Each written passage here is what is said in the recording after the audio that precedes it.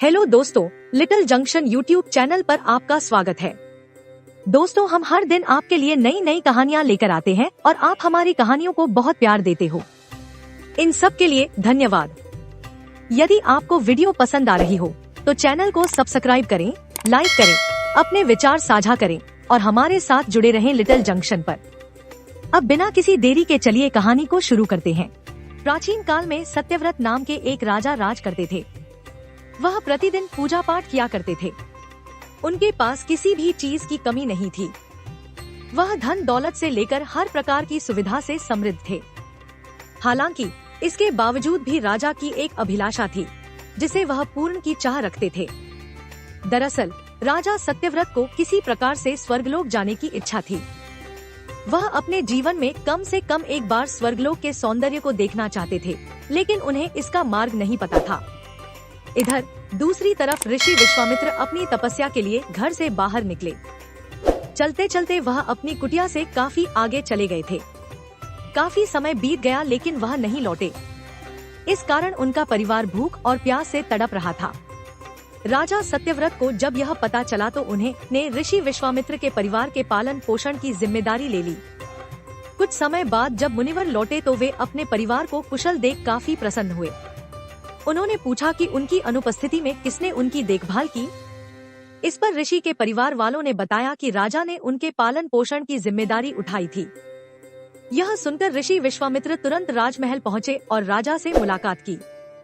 वहां पहुंचकर उन्होंने सबसे पहले महाराज को धन्यवाद कहा। इस पर राजा ने ऋषि अपनी इच्छा पूर्ण होने का आशीर्वाद मांगा। राजा की बात सुनकर ऋषि विश्वामित्र ने कहा, बोलिए महाराज, आपको क्या वरदान चाहिए। तब महाराज ने कहा, हे मुनि, मुझे एक बार स्वर्गलोक के दर्शन करने हैं। कृपया करके मुझे वहां जाने का वरदान दे। राजा की प्रार्थना सुनकर ऋषि विश्वामित्र ने एक ऐसा रास्ता बनाया जो स्वर्गलोक की ओर जाता था। यह देख राजा सत्यव्रत बहुत खुश हुए। वह तुरंत उस रास्ते पर चल पड़े और स्वर्गलोक पहुंच गए। यहाँ पहुँचते ही इंद्रदेव ने उन्हें नीचे धक्का दे दिया, जिसके कारण वो सीधे धरती पर जा गिरे।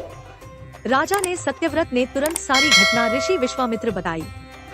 राज की बात सुनकर ऋषि विश्वामित्र गुस्से से आग बबूला हो उठे। उन्होंने तुरंत सभी देवताओं से इस बारे में बात की और इस समस्या का हल निकाला, जिसके बाद राजा के लिए एक नया स्वर्गलोक बनाया गया। नए स्वर्गलोक को पृथ्वी और देवताओं के स्वर्गलोक के बीचों बीच स्थापित किया गया था, ताकि किसी को परेशानी न हो। नए स्वर्ग लोक से राजा सत्यव्रत तो बहुत खुश हुए, लेकिन विश्वामित्र को एक चिंता लगातार सता रही थी। उन्हें डर था कि नया स्वर्गलोक कहीं जोरदार हवा के कारण गिर न पड़े। अगर ऐसा होगा तो राजा सत्यव्रत दोबारा से धरती पर जा गिरेंगे। काफी सोच विचार के बाद ऋषि विश्वामित्र को एक उपाय सूझा। उन्होंने नए स्वर्ग लोक के नीचे एक बहुत लंबा खंभा लगा दिया ताकि उसे सहारा मिल सके। ऐसी मान्यता है कि नए स्वर्ग लोक के नीचे लगाया गया खंभा एक विशाल पेड़ के तने के रूप में बदल गया। यही नहीं, कुछ समय पश्चात जब राजा सत्यव्रत की मृत्यु हुई तो उनका सिर एक फल में तब्दील हो गया।